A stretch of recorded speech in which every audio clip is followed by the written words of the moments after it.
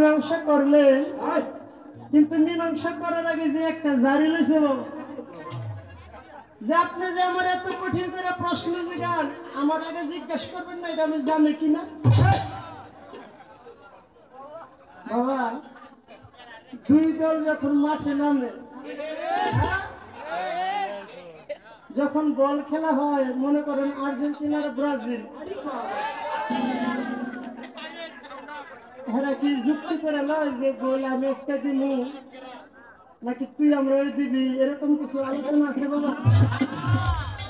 খেলার মাঠে নামলে যেমনি ও গোল দিতে হইব, আর জায়গা মতো যদি বল পাইয়া গোল না দেয় কোনো প্লেয়ারে যাতই না,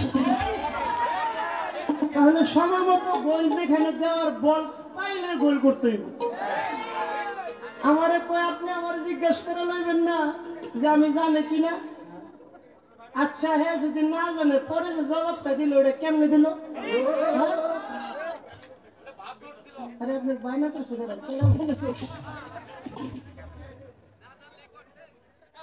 তো ধন্যবাদ, খুব চমৎকার আমার যা কথা ছিল। কারণ বাউল গানটা এই শীতের সময় যদি কিছু দু একটা কথা না হয় তাহলে তো শুনলে বাবাই না, নাকি? তাহলে বাবাই তাহলে দু একটা কথার দরকার আছে। আমার যা কথা ছিল খুব চমৎকার জবাব করলেন, জবাব করে খুব কঠিন করে একটি প্রশ্ন আমার কাছে রাখলেন।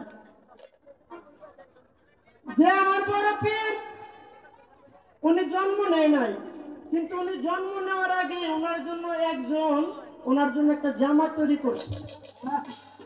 সেই জামাটা কে তৈরি করছে এবং সেই মাপটা পাইলো কিভাবে? যিনি তৈরি করছে ওনার নামটা ছিল কি?